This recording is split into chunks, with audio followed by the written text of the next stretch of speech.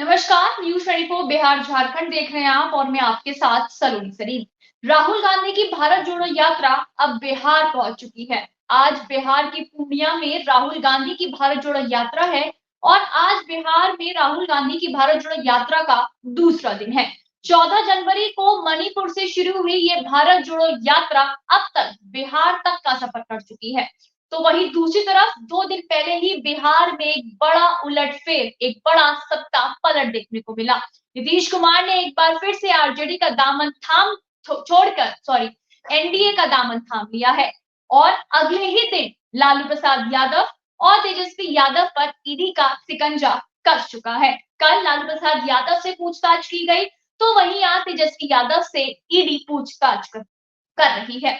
अब ऐसे में सवाल कही आते हैं कि क्या राहुल गांधी की ये भारत जोड़ो न्याय यात्रा जो है ये इंडिया अलायंस की नैया पार लगा पाएगी? क्या बिहार में राहुल गांधी की भारत जोड़ो न्याय यात्रा कुछ कमाल कर पाएगी? और आने वाले लोकसभा चुनाव में आखिरकार इंडिया की तैयारी किस तरीके से है, इसी पर आज एक छोटी सी डिबेट हम करेंगे। हमारे साथ कुछ मेहमान जुड़ गए हैं। सबसे पहले सौरभ कुमार, वरिष्ठ संवाददाता जो सीधा पटना से जुड़े हैं। सुमित शशांक, प्रवक्ता बीजेपी होंगे आज हमारे साथ। चंदन सिंह, प्रवक्ता आरएलजेपी। अरुण यादव, प्रवक्ता आरजेडी। नितेश कृष्णम, उपाध्यक्ष हैं एनएसीवाई के। और आखिर में है कृष्णकांत, राजनीतिक। आप सबका बहुत बहुत स्वागत है न्यूज 24 बिहार झारखंड पर। सबसे पहले मैं नितेश जी के पास जाना चाहूंगी।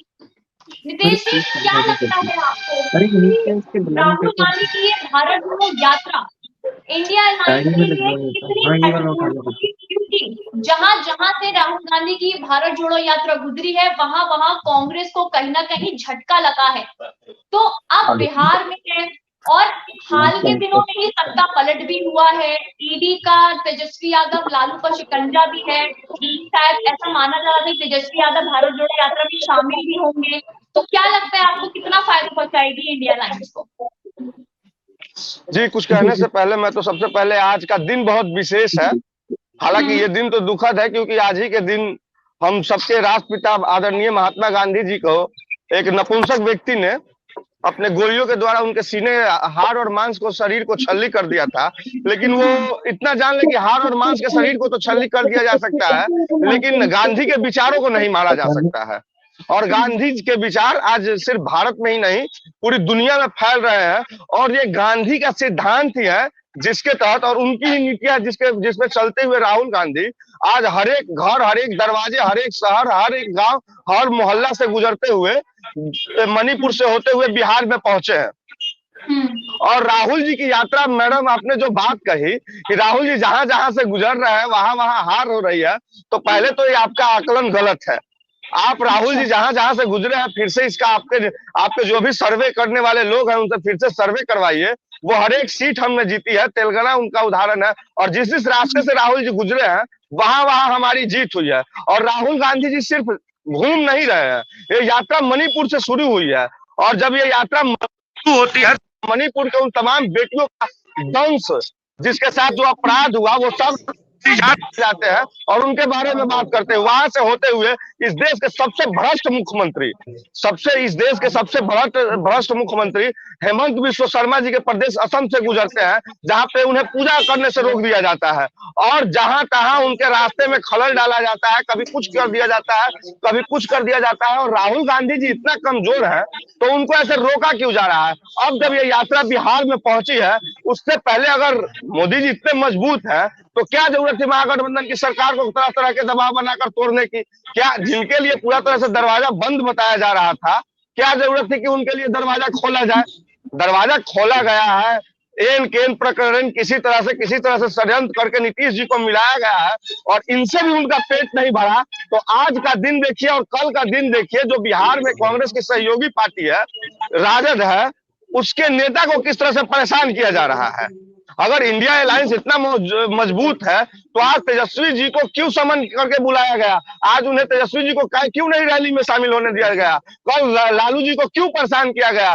कल अगर लालू जी के साथ ऐसा व्यवहार नहीं होता, तेजस्वी जी के साथ ऐसा व्यवहार नहीं होता, तो निश्चित रूप से वो लालू जी के, राहुल जी के साथ कदम से कदम मिलाकर चलते। तो सत्ता पक्ष पूरे तरह से परेशान है और हैरान है, और जहां जहां से राहुल गांधी जी गुजर रहे हैं, वहां वहां से पूरा जनता का हुजूम देखिए, भीड़ देखिए, एक एक लोग राहुल गांधी से कनेक्ट कर रहे हैं। जो राहुल गांधी जी के लिए जो परसेप्शन बनाया गया था कि युवराज है, राजकुमार है, आज हर एक दिल में बैठने वाले नेता राहुल गांधी है, हर एक घर के नेता राहुल गांधी है, हर एक गरीब माँ का बेटा राहुल गांधी है। और बिहार के बारे में बात करें, जब राहुल गांधी बिहार आते हैं तो बिहार सिर्फ घूमने नहीं आते हैं, बिहार में जो जो घटनाक्रम चली है, मैं खुद अग्निपथ योजना का भोगी रहा हूं, जिसके कारण छात्र आंदोलन में मुझे जेल जाना पड़ा है, वो मुद्दा हो या फिर यूजीसी के तहत किस तरह से पिछड़े दलितों का अधिकार छीना जा रहा है, ये बताकर आप ड्राफ्ट पढ़िए,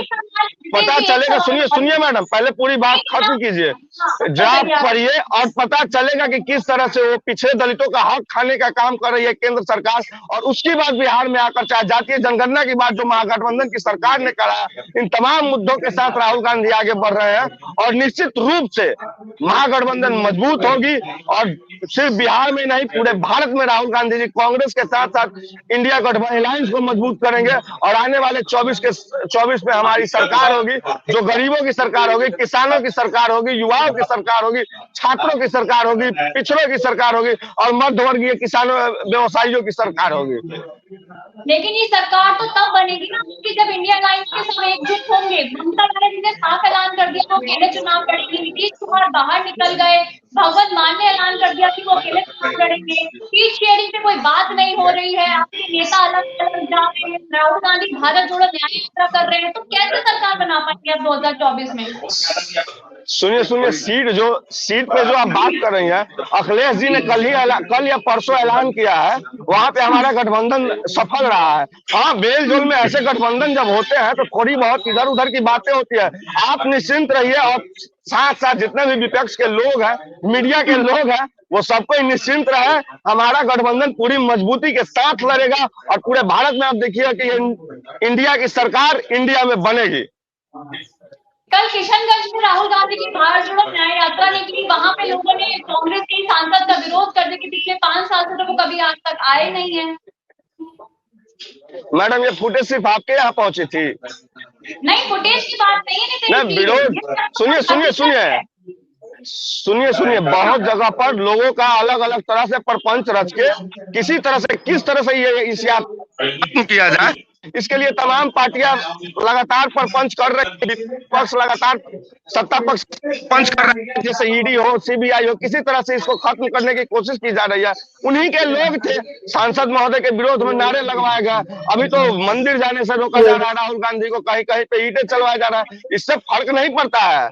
ये मान लीजिए कि जितनी गालियां दी जाएंगे, जितना ऐसे बोला जाएगा, हम लोग उतने मजबूत होकर आगे आएंगे, और निश्चित तौर पर हम आप ही के साथ इसी डिबेट में बैठेंगे, और ये अच्छा होगा कि हम आपके साथ बैठे और फिर उस पर बात होगी। सही। अरुण जी, आपके पास आना चाहूंगी मैं।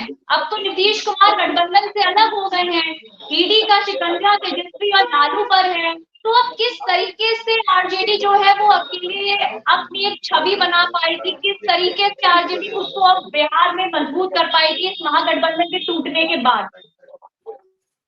सलोनी जी, ये तो जगजाहिर है पूरे देश में जिस तरीके से केंद्र सरकार ने ईडी सीबीआई का दुरुपयोग करने का काम किया है, जगजाहिर है। और इससे आप समझ सकते हैं इंडिया गठबंधन और महागठबंधन से किस तरह से भयभीत है एनडीए, और खास करके प्रधानमंत्री जी और गृह मंत्री जी। और जहां तक महागठबंधन की बात है और हमारे नेता आदरणीय यादव जी की मजबूती की बात है, तो हम तो पूरे बिहार में नंबर 1 की पार्टी है, और सबसे अधिक आधार है हमारा, सबसे अधिक विधायक हमारे पास है। ऐसा नहीं कि नीतीश कुमार जाए अथवा आए उससे क्या फर्क पड़ने वाला है। आपको पता होगा 2020 के विधानसभा चुनाव में अकेले दम पर तेजस्वी यादव जी के नेतृत्व में महागठबंधन ने एनडीए को पानी पिलाने का काम किया था और मुंह खाली पड़ी थी एनडीए को। उस समय तो नीतीश कुमार जी एनडीए में ही थे और नरेंद्र मोदी जी भी एक साथ थे। आपने देखा भले हमारी सरकार नहीं बनी, किस तरीके से सरकार बनते बनते, सरकार तो जनमत तो मिला ही था, लेकिन जनादेश मिलने के बावजूद भी किस तरीके से नरेंद्र मोदी जी ने हमारे सरकार 7-8 एमएलए से हम गठबंधन के प्रत्याशियों को जीता हुआ उम्मीदवार जो था उसे हराया गया। तो इसलिए बिहार में हम तो पहले से ही मजबूत हैं, चूंकि जन सरोकार की राजनीति हम करते हैं, जन मुद्दों की राजनीति करते हैं, हम सत्ता और कुर्सी की राजनीति नहीं करते हैं। और आपने देखा होगा 17 महीना के कार्यकाल को अगर आप देखेंगे और महागठबंधन की सरकार में जो भी हमारे महागठबंधन, चाहे कांग्रेस आई कोटे के मिनिस्टर हो, चाहे राष्ट्रीय जनता दल के कोटे का मिनिस्टर हो, सबसे बेहतर काम करने का काम किया। शिक्षा विभाग हमारे पास था, स्वास्थ्य विभाग हमारे पास था, तो पर्यटन विभाग हमारे पास था, सड़क पथ निर्माण विभाग हमारे पास था। आपने देखा होगा पहली बार जो हमारे आदरणीय नेता तेजस्वी यादव जी का प्रण था 10 लाख नौकरी देने का, आपने देखा होगा महागठबंधन की सरकार बनने के बाद हमारे आदरणीय नेता तेजस्वी यादव जी ने अपने प्रण को पूरा करने का काम किया और 5 लाख से अधिक सरकारी नौकरी हम देने का काम किया। सिर्फ शिक्षा विभाग में 2,17,000 नियुक्तियां हम करने का काम किया। हेल्थ सेक्टर में हर क्षेत्र में काम करने का काम किया हमने, हमारी महागठबंधन की सरकार में हमारे आदरणीय नेता तेजस्वी यादव जी ने किया।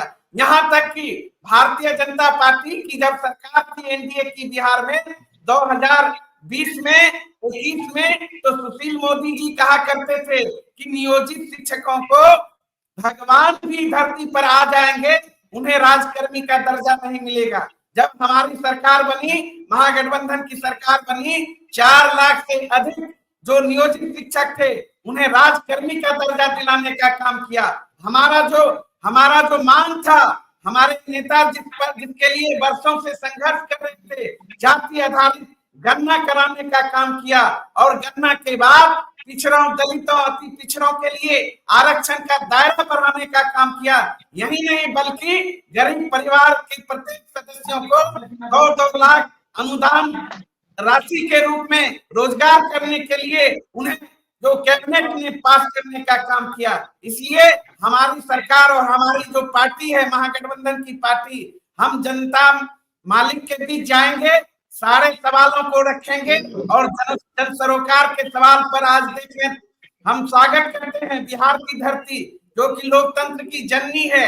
आज हमारे प्रदेश में राहुल जी भी न्याय यात्रा पे आए हैं और उन्होंने जो न्याय यात्रा मणिपुर से शुरू की है, उन्हें भी जन समर्थन हासिल हो रहा है, लोग उमड़ रहा है और स्वतःस्फूर्त लोग उनके यात्रा में शामिल हो रहे हैं, क्योंकि सवाल है देश बचाने का, सवाल है लोकतंत्र बचाने का, सवाल है बेरोजगारी का, सवाल है महंगाई का, सवाल है महिलाओं की सुरक्षा का। जिस तरीके से नरेंद्र मोदी जी के शासनकाल में, एनडीए के शासनकाल में चारों तरफ हाहाकार मचा हुआ है, चाहे महंगाई की बात आप करिए, गरीबी की बात करिए, बेरोजगारी की बात करिए, लेकिन 10 साल के दौरान नरेंद्र मोदी जी ने देश की जनता से जो भी प्रॉमिस किया था, चाहे नौजवानों को सरकारी नौकरी देने की बात, तो उन्होंने कहा था 2 करोड़ हम नौकरी देने का काम करेंगे, उन्होंने कहा था 100 दिन के अंदर हम महंगाई कम करने का काम करेंगे, लेकिन आप देख रहे हैं महंगाई आसमान चूम रही है,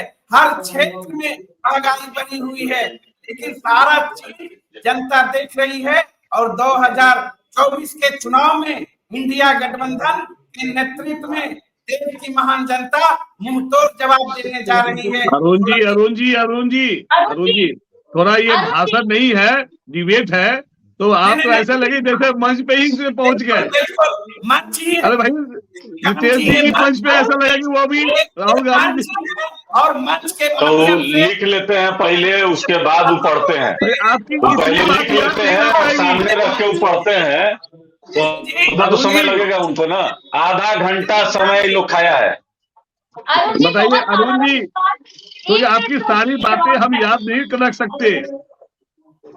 ये सुनो, अरुण जी एक बेचारे दुखी आत्मा है तो इतना तो बनता है उनका। दुखी आत्मा तो आप लोग सुमित जी कमेंट में ही, सुमित जी कमेंट में ही, ठीक है। अरुण जी अब हम लोग बोलना चालू करें।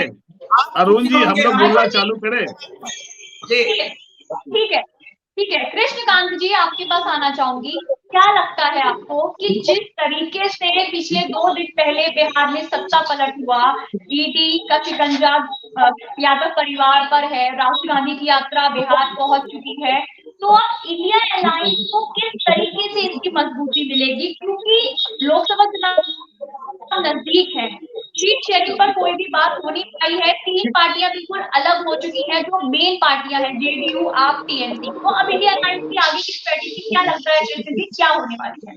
देखिए सलोनी जी, देखिए जैसा है कि ईडी का जो शिकंजा है वो किसी भी पार्टी के लिए गलत नहीं है, और ना जो भी ईडी अपना एक इंडिपेंडेंट बॉडी है वो अपना काम कर रही है, लेकिन सलोनी जी ये भी है। बॉडी है सर, ईडी इंडिपेंडेंट बॉडी है और इंडिपेंडेंट काम कर रही है। रितेश जी, वाह वाह रितेश वाह जी, वाह वाह वाह। तो जो भी है अरे सर रितेश जी, कुछ लिहाज कीजिए, कुछ लिहाज कीजिए। आप अरे भी भैया यही बीच है, में आप, किस तरह से अच्छा, आप हमारे ही नेताओं को विद्वान है। प्रताड़ित किया जा रहा है, किस अरे तरह से भैया नेताओं को बीच में प्रताड़ित मत किया जा बोलिए रहा है, ना, बोलने नेताओं दीजिए को ना। प्रताड़ित किया जा रहा है। अरे भाई ठीक अरे है, सही बोलिएगा, बोलने देंगे।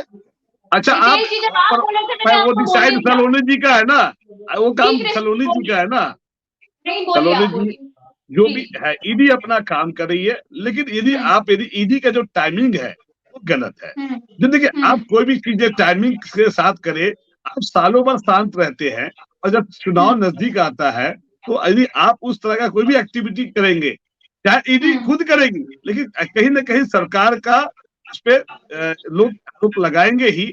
पक्ष विपक्ष में जो आरोप प्रत्यारोप में ये चलता रहेगा, और उस ईडी का जो सम्मान मिलना चाहिए वो सम्मान नहीं मिलेगा। अब देखिए कल जो सरकार टूटते ही जिस तरह से ईडी का आरजेडी के बाद जो नोटिस गया है, कहीं ना कहीं ये देखिए दुनिया जो है वो देख रही है, वो दुनिया देख रही है, कहीं ना कहीं देखिए उसका मतलब जो है वो बदले की भावना दिखेगी। भले उसने काम अच्छा किया बुरा किया वो तो फैसला कोर्ट करेगी, लेकिन जो अभी जो घटना घटी, अब देखिए बिहार में सत्ता की दूरी जो है वो बीजेपी और कांग्रेस है, ये लोग देश की सत्ता की दूरी। लेकिन बिहार एक ऐसा राज्य है जहां पे किसी का फॉर्मूला और किसी की समीकरण काम नहीं करती है। बिहार में इतनी पार्टियां, छोटी छोटी पार्टियां हैं, और सब सीएम कैंडिडेट है, और चाहे वो 2 एमएलए वाले हो, चाहे वो 2 एमपी वाले हो, चाहे बिना एमएलए, चाहे 2 है। देखिए आज भी जो सत्ता जो है वो बीजेपी और कांग्रेस की लड़ाई है। देखिए ये जो राहुल गांधी की जो रैली जो आज टॉपिक है, उस टॉपिक से यदि मैं सुमित जी मैं 2 मिनट बोलूंगा, आपके बीच में डिस्टर्ब नहीं करूंगा। बोले ना, मैं आपको नहीं बोला। हाँ, जो आ रही है रैली, ये डाउट तो है ही नहीं कि जो रैली में जो हुजूम है वो खरीदा हुआ भीड़ नहीं है। वो जो हुजूम है, देखिए उसका रिजल्ट कुछ भी होता है, जीत जरूरी नहीं कि हर मेहनत जो है उसका आदमी जीतता ही है। हमें खेलना चाहिए, अच्छा खेल खेलना चाहिए। जिस ढंग से राहुल गांधी जी का जो वहां पे जो हुजूम चलता हुआ आ रहा है, वो और जिस तरह से भीड़, जिस तरह से युवाओं का है, वो देखिए चुनाव में वो वोट में कन्वर्ट करे ना करे, लेकिन ये तो 70% है कि वोट परसेंटेज जो है कहीं ना कहीं आरजेडी गठबंधन को पिछले चुनाव से उसका प्रभाव पड़ेगा। इसका प्रभाव जरूरी नहीं है कि वो लोकसभा चुनाव बिहार में 2 अलग और विधानसभा चुनाव का जो जनता का जो वोट का जो सिटीजन नागरिक होते हैं उनकी सोच अलग अलग है।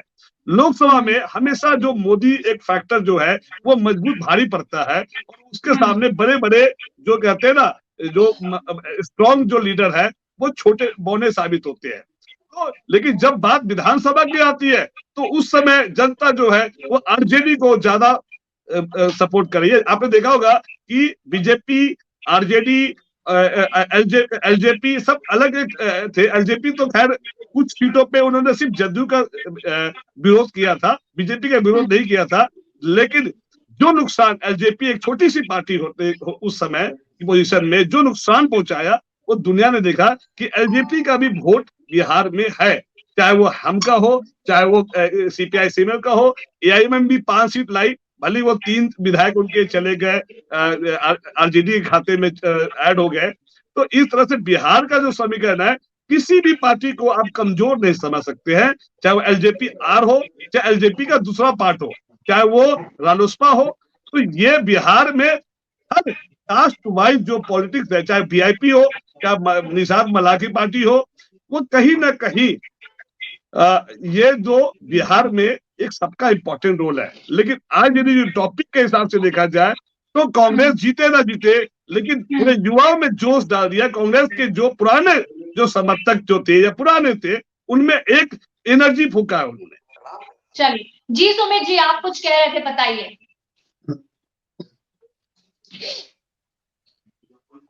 देखिए, आपको आ रही है? हाँ जी, हाँ आवाज आ रही है, आवाज आ रही है। अभी बहुत देर से मैं भाषण सुन रहा था। एक कहावत है कि भैंस के आगे बीन बजाए भैंस बैठी रहे पगुराए। तो पूरा का पूरा जो इंडी अलायंस है ना, इसके सामने विकास का बीन बजाते रहिएगा, लेकिन भैंस की तरह ये लोग पगुराते रहेंगे। भैंस का चारा चोरी करने वाले लोग, जिन लोगों को भैंसों का चारा तक नहीं छोड़ा, जिन लोगों ने कहीं ना कहीं भैंसों का खून चूस लिया, तो भैंसों की हड्डियां गला दी चारा चोरी करते करते, भैंसों को भी कुपोषण में जीना पड़ गया। तो ऐसे लोग यहाँ पे बैठ करके नैतिकता का ज्ञान देंगे। अरुण जी आपके बीच में नहीं बोल रहा। अरे अरुण जी आपके बीच में नहीं बोल रहा था, और उसके बाद बोलने नहीं देंगे। आपसे ज्यादा आवाज ऊंची है। अरे सुनो बाबू, तुमसे ज्यादा आवाज ऊंची है, बोलने नहीं देंगे तुमको। ढंग से सुन लो, बदतमीजी मत करो, गुंडागर्दी मत करो। गुंडागर्दी पार्टी से आते हो ना, गुंडागर्दी मत करो। अपने पारी में बोल रहे थे। अरे गुंडागर्दी करने वाले लोगों से इसी प्रकार से विरोध कर सकते हैं ना। बैठ करके गांव का मांस खाने वाले जो लोग हैं, उनको राम मंदिर से न्योता नहीं मिला तो वो लोग नाराज हो गए।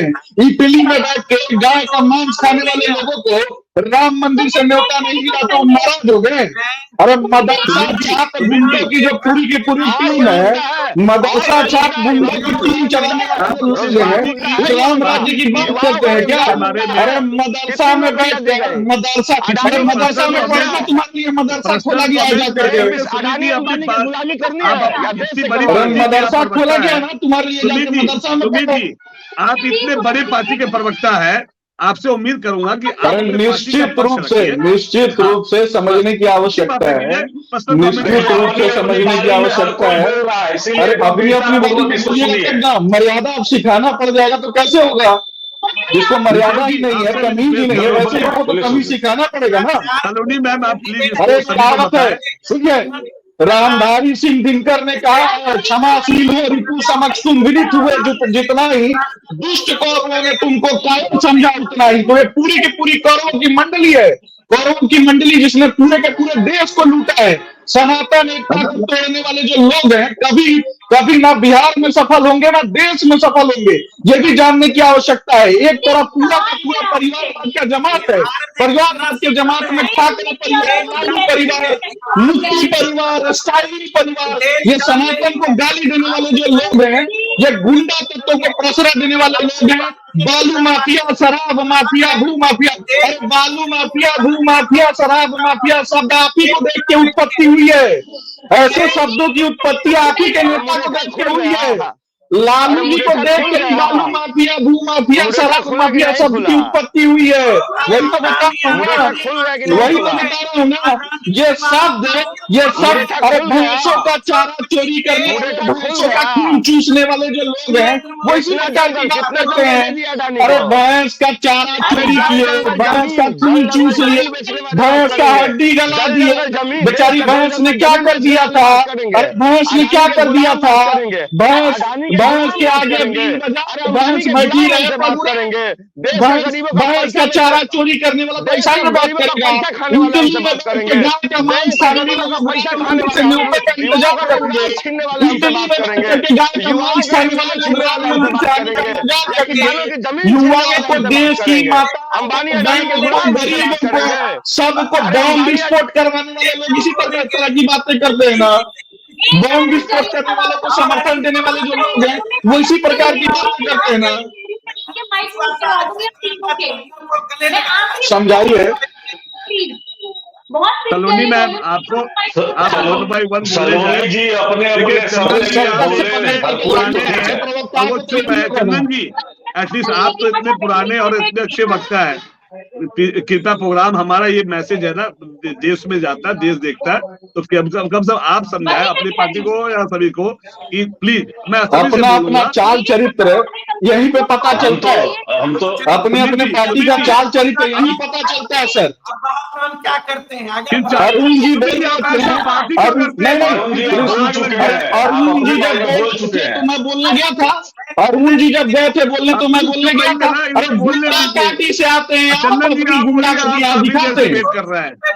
चंदन जी गुंडा आप बोलिए। पार्टी से आने वाले लोग गुंडागर्दी करते हैं और सामान्य परिवार से आने वाले आम जनता आम लोगों की जो भारतीय जनता पार्टी है वो जन सामान्य की पार्टी है, लेकिन आपकी गुंडागर्दी बर्दाश्त नहीं की जाएगी। ये बात जान लीजिए। चंदन जी मैं आपके पास आना चाहूंगी और सलोनी जी भाई मैं पूछ रहा हूँ आपसे कि यहाँ पे गुंडागर्दी करने के लिए डिबेट होता है क्या? रुक जाइए आप प्रश्न सुन लीजिए, प्रश्न बात कमेंट कर जब रहा आप है। बात रख नहीं सकते ना। कमेंट कर रहा है। अरे कृष्णा जी मैं आपको नहीं बोल रहा हूँ।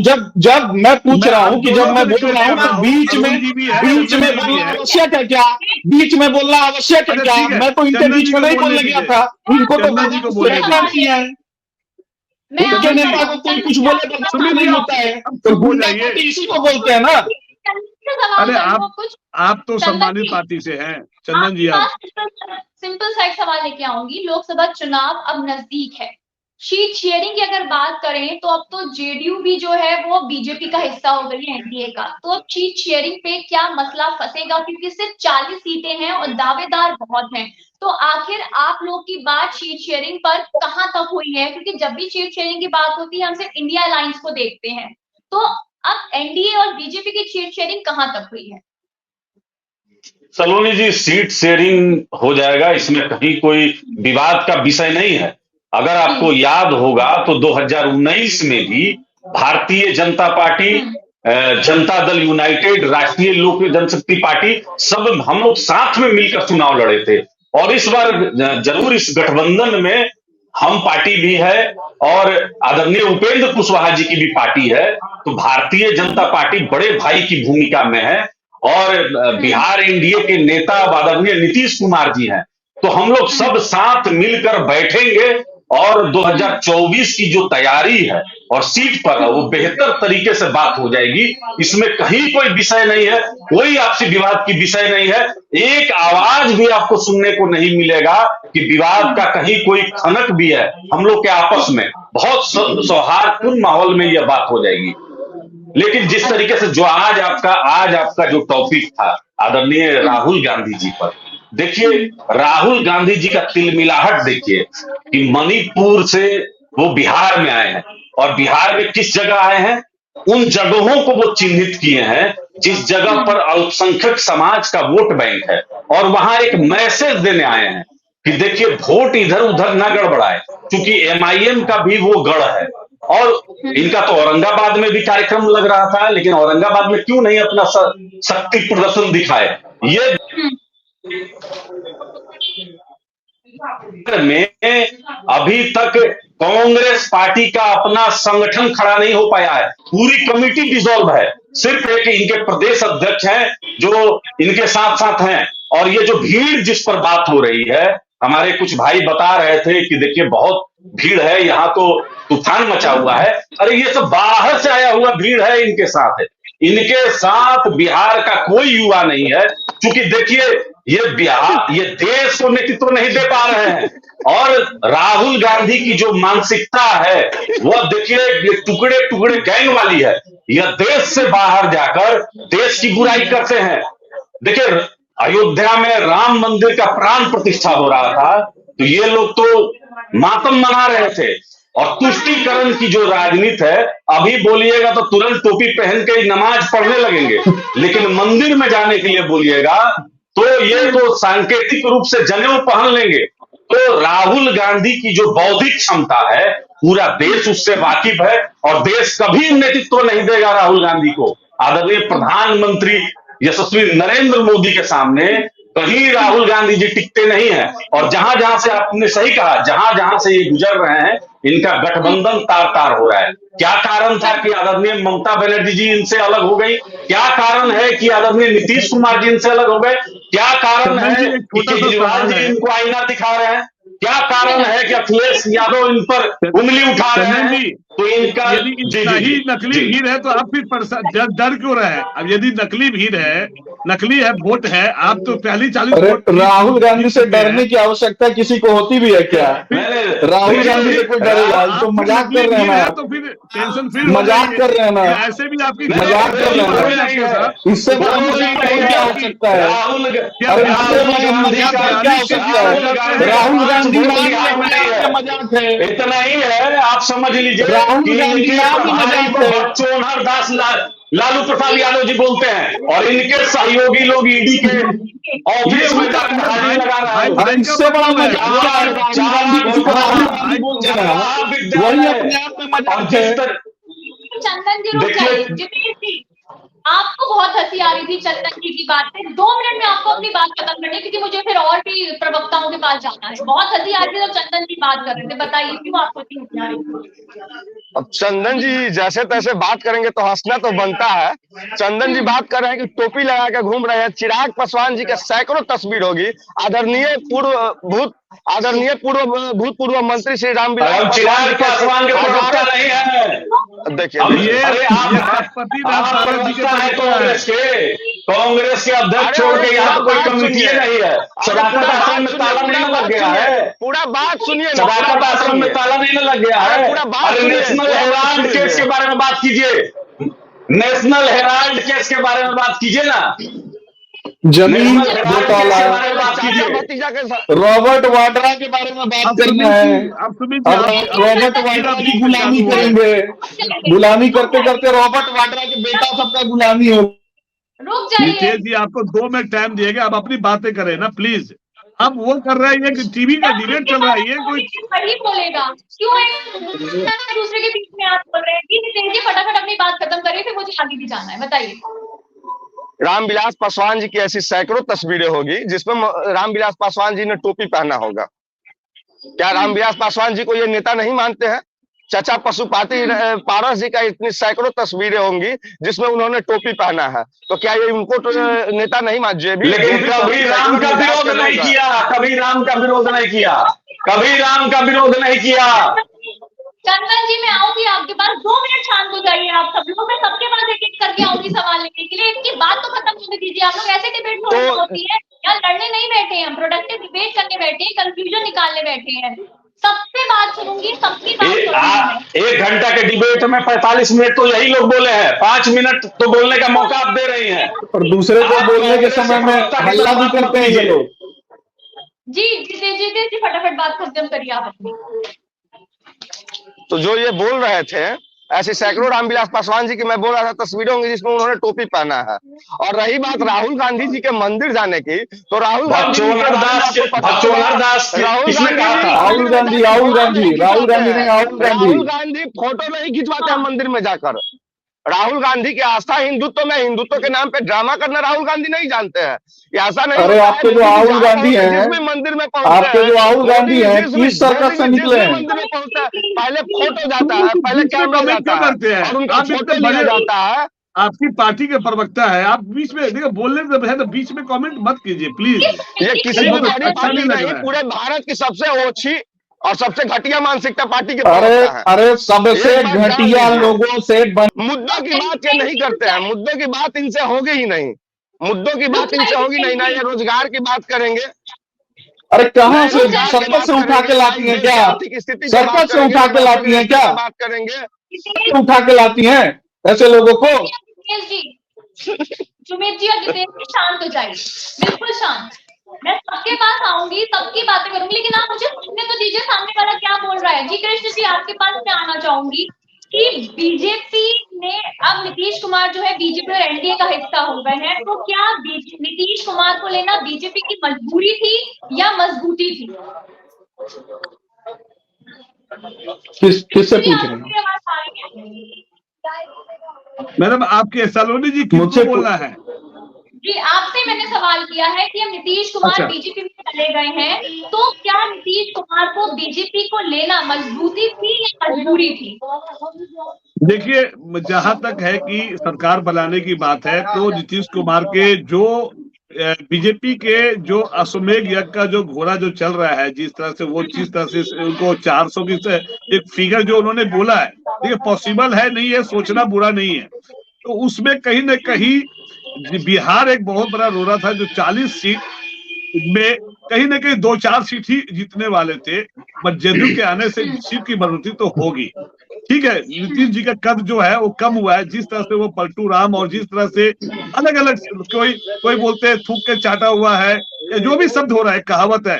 लेकिन नीतीश जी का यदि 17% या 20% भी वोट होगा, तो 10% माइनस होगा, 10% तो फिर भी मिलेगा।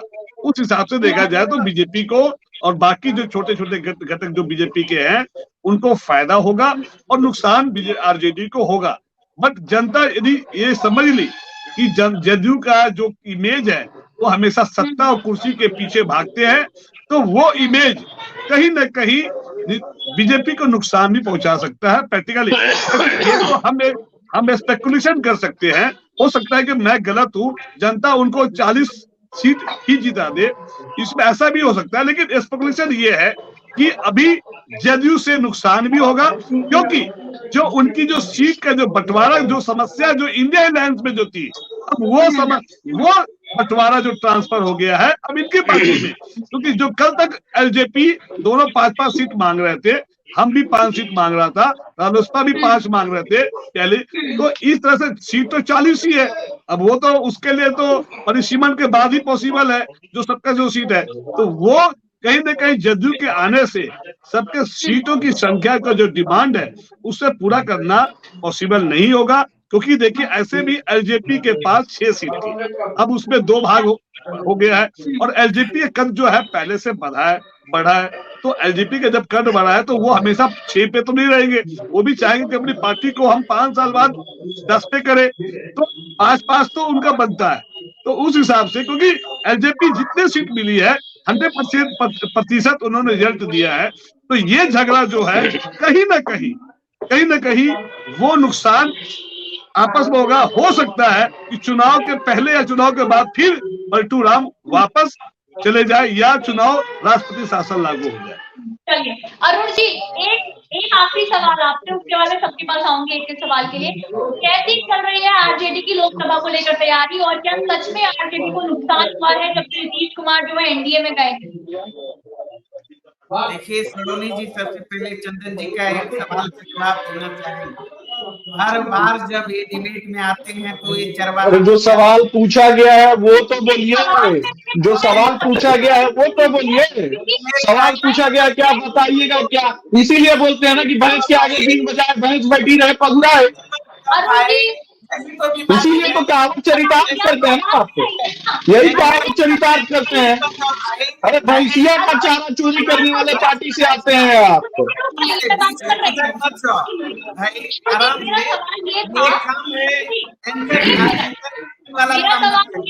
जो सवाल पूछा गया उसका जवाब दीजिए ना। मैं दे रहा हूँ, आप क्यों देंगे क्या? आरजेडी की तैयारी लोकसभा में कैसी चल रही है?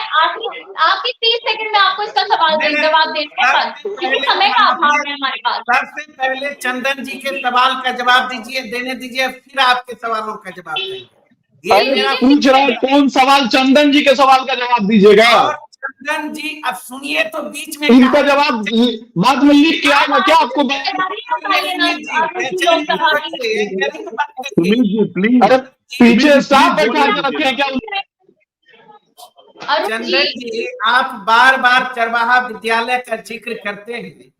आपके राष्ट्रीय अध्यक्ष चिराग अभी पारस जी हैं, 90-95 में लालू जी के साथ मिनिस्टर थे और लगातार उनके सानिध्य में वो रहे हैं, और उस कैबिनेट में वो भी थे जिस चरवाहा विद्यालय की आप बार बार नाखौल उड़ाते हैं।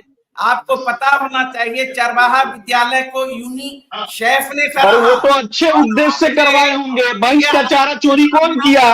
केस में कौन फंसा, जेल कौन गया, अंडमान, अरे अंडमान के जेल में होना सलोनी चाहिए। मैडम, सुमित जी को समझाइए, ऐसे डिबेट नहीं होता है। रुक जाइए आप। आपके सवालों का जवाब देना चाहेंगे? करने के लिए अरुण जी, आप मेरे सवाल का जवाब दीजिए। हाँ, 30 मैं सेकंड दे रहा हूँ। हाँ, दे रहा हूँ बिल्कुल। सलोनी जी, मैं जी। महागठबंधन पूरी मजबूत है, बिहार में मजबूती के साथ हमारे आदरणीय नेता चुनाव लड़ेंगे। और आपने देखा होगा 2020 के विधानसभा चुनाव में भी बेहतर परफॉर्मेंस हुआ था, महागठबंधन को अपार जन समर्थन मिला था और हम बिहार में 40 का 40 सीट जीतने जा रहे हैं इंडिया गठबंधन। मेरी पूरी तैयारी है। यहाँ भारतीय जनता पार्टी का इस बार खाता खुलने वाला नहीं है और पलट के जो गए हैं नीतीश जी, उसका भी खाता खुलने वाला नहीं है। और ये जो हम लोग 40 का 40 सीट जीतने जा रहे हैं। खत्म, भाषण खत्म। आखिरी 30 सेकंड में आपको अपनी बात करिएगा, रखिए। चिंता मत करिए। देखिए, भू माफिया, बालू माफिया, शराब माफिया की पार्टी चलाने वाले जो लोग हैं, वो ज्ञान देंगे। कर रहा है अरे एक ही काम किया तो क्या बताएंगे, क्या बताएंगे? जो किया है वही बताएंगे ना। भाई इसका चारा चोरी किया वो बताएंगे। बताइए ना, आपकी पार्टी का अगला। सुमित जी रुक जाइए। अरुण जी, मैं आपको माइक करा रही हूँ, आपने अपनी बात खत्म कर ली। अब सुमित जी की बारी है, आखिरी 30 सेकंड है। सुमित जी अपनी बात खत्म करिए आप। देखिए, चर्चा अभी राहुल गांधी जी पे हो रही है, मैं राहुल गांधी जी पे आता हूं। मैं सिर्फ इतना बताऊंगा कि एक अल्प विकसित मानसिकता के व्यक्ति को बार बार रीलॉन्च करने की कोशिश की जाती है और कहीं ना कहीं राहुल गांधी शब्द जो है वो अपने आप में ही मजाक है। तो पूरा का पूरा देश जानता है इस बात को और कहीं ना कहीं, और मैं अरे म्यूट कीजिए ना उनको, तो आप म्यूट तो कीजिए उनको। देखिए, कहीं ना कहीं देखने की बात है। मैं आपको स्पष्ट रूप से बताता हूं, 2014 के पहले कांग्रेस की सरकार थी। इन लोगों के सरकार में आपने देखा होगा कि लगातार किस प्रकार से भ्रष्टाचार के नए आयाम गढ़े गए। इनके वकीलों ने किस प्रकार से आतंकियों को कहीं ना कहीं उनकी वकालत की। जब देश के केंद्र दिल्ली में टुकड़े टुकड़े गैंग के द्वारा नारा लगाया जा रहा था कि भारत तेरे टुकड़े होंगे इंशाअल्लाह इंशाअल्लाह, तो इन्हीं के नेता जाकर के बैठे रहते हैं। मुझे तो दुख होता है, सबसे ज्यादा दुख होता है ना, ये नई पौध को जो खराब करते हैं, जो नए बच्चे हैं ना, उनको भी बरगला करके सनातन के खिलाफ खड़ा करते हैं। कहीं ना कहीं सनातन धर्म को मानने वाले जो बच्चे हैं, जब उनको भी खड़ा करके ये सनातन के खिलाफ करने की कोशिश करते हैं, तो सबसे ज्यादा तकलीफ होती है। कहीं ना कहीं ये भी देखने की बात है कि पूरा का पूरा विदेश प्रायोजित एजेंडे की गोद में बैठे हुए लोग हैं। British east India company 2.0 Congress जो गुलामी की मानसिकता से जकड़ी हुई है, और गुलामी की मानसिकता में इनके एक नेता, इन्होंने बार बार एक नया नेता रिलॉन्च किया। अभी हाल में इन्होंने राहुल गांधी को बार बार रिलॉन्च किया और कहीं ना कहीं तलवे चाटना और चरण वंदना करना, यही इनकी नीयत और नीति है। देश के लिए, राज्य के लिए कभी भी इन्होंने नहीं सोचा। एक तरफ पूरा का पूरा परिवारवाद का जमात है। मैं सिर्फ इतना पूछना चाहता हूं अरुण जी से कि चाहे वो लालू जी हो, चाहे वो स्टालिन हो, चाहे वो मुलायम परिवार हो, इसमें कौन भ्रष्टाचारी नहीं है, किस पर केस नहीं है? सभी एक से बढ़कर एक भ्रष्टाचारियों की जमात है। और कहीं ना कहीं जो जिन लोगों ने जमीन के बदले में नौकरियां दी। अरे अरुण जी, मैं सिर्फ इतना पूछना चाहता हूं, आपके नेता पर चारा घोटाला का केस किसने करवाया था? आप ही के नेता ने तो करवाया था। आप ही के महागठबंधन के प्रधानमंत्री थे, उन्होंने ही तो भारतीय जनता पार्टी है सबसे बड़ा जो है कोई नायक है तो नरेंद्र मोदी जी है, भ्रष्टाचारियों का संरक्षक। आपके ऊपर केस किसने करवाया था? आपके नेता के ऊपर करवाया था और जेल भी भिजवाया था। आपकी लड़ाई तो उनसे लड़नी चाहिए ना आपको। आपके अपनों ने ही आपके नेता को चारा चोर माना था। सलोनी जी, हमको भी बोलने का अवसर दिया जाए। जी बोलिए प्लीज, कोई नहीं बोलेगा। चंदन जी बोलिए, अपनी बात रखिए। सलोनी जी, अब देश में इंडिया गठबंधन का कोई अस्तित्व नहीं है। यहाँ नीतीश कुमार जी नहीं है, वहां ममता बनर्जी जी नहीं है। उत्तर प्रदेश में लगभग अखिलेश प्रसाद यादव जी भी इनसे त्रस्त आ चुके हैं।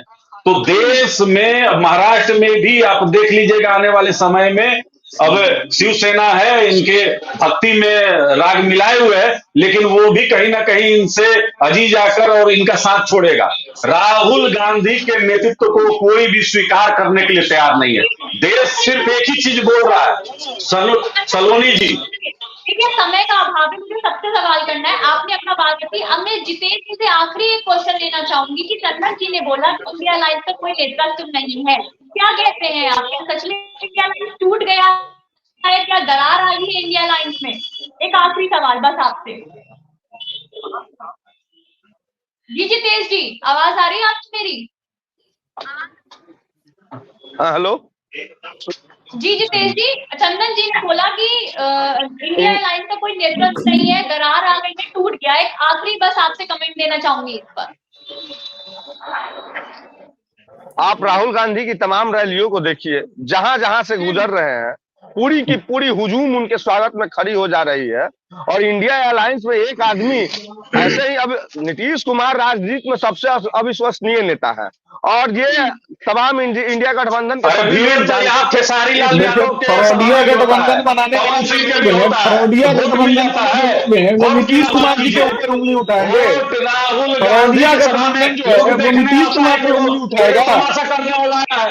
अरे फरौडिया गठबंधन, फरौडिया गठबंधन वोट देगा राहुल गांधी को। राहुल गांधी, जितेंद्र जी और अरुण जी, आप सबका बहुत बहुत धन्यवाद हमारे साथ। फरौडिया गठबंधन चलाने वाले लोग जो है वो नीतीश कुमार जी पर उंगली उठाएंगे वाले होगी कि आखिर फरौडिया गठबंधन वाले नीतीश जी पर, अरे नीतीश जी पर के साथ आगे बढ़ेगा। और क्या सच में राहुल गांधी की भारत जोड़ो न्याय यात्रा बिहार में कुछ करके दिखा पाएगी? क्या सच में एनडीए वर्सेस इंडिया की लड़ाई इस बार 2024 में हमें देखने को मिलेगी? ऐसी तमाम खबरों के लिए आप देखते रहिए न्यूज़ 24 बिहार झारखंड। धन्यवाद।